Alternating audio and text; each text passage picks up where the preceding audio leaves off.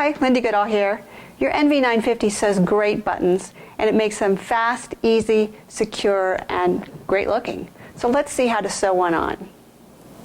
So you can sew on buttons that have either 2 holes or 4 holes in the top, and they'll work perfectly fine in your machine. Now if you look closely at these, you can see that they have different spacing between the holes. So we're going to adjust that at the machine. We'll need to measure that. Now you cannot sew on buttons that have a shank on the back. So something like this, no go. So let's look at the foot. So this is the M foot, what Brother calls the button setting foot, and it attaches just like a regular snap-on presser foot. If I turn it to the side, you can see this has a little ledge in the back, and these little blue things in the front are kind of grippy, and they'll hold your button while it's being sewn. Now one thing I didn't show you when we made our buttonhole was you really need to do a test buttonhole. And you need to make sure that it's going to work with your button. So I've made my test buttonhole, and my button goes through there pretty easily. So that buttonhole was just perfect.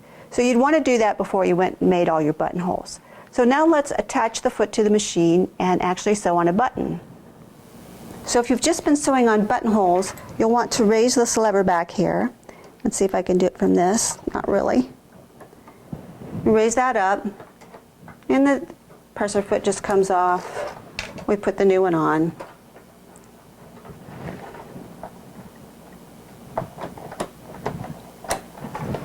And now we're ready to set up for our button. So you need to measure the distance from the center of the left hole to the center of the right hole, and so that you know how to set your needle.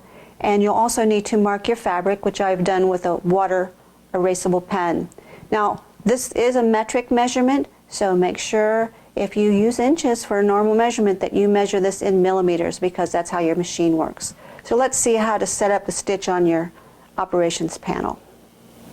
So the button setting stitch is stitch number 61, this one right here, and you can control that width that we just measured by doing the normal width controls. Now it just so happens that my button happens to be 3.5 millimeters, so I don't really have to do any adjustments.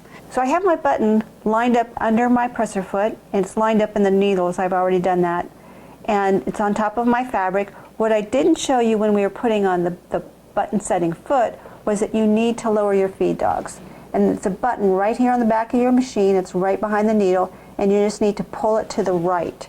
And there is a video on how to do that.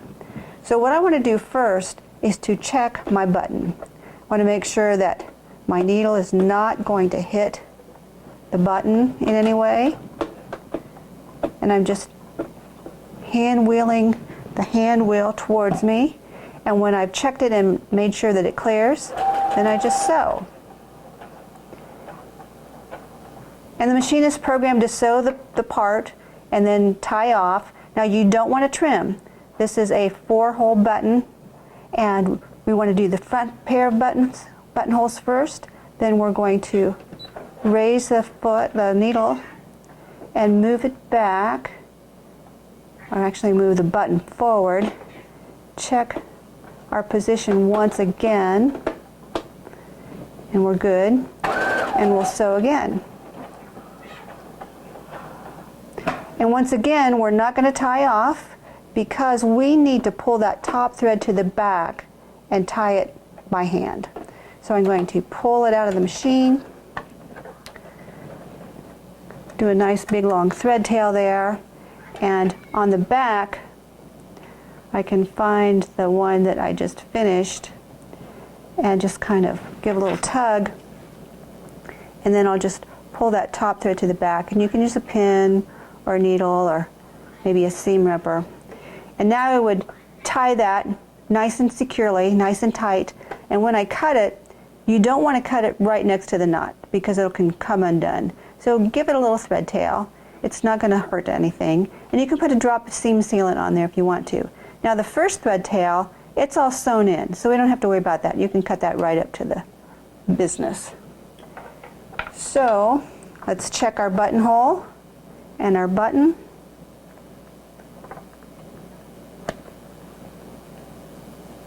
And there we are. Our button is sewn, our buttonhole's made, and isn't that clever?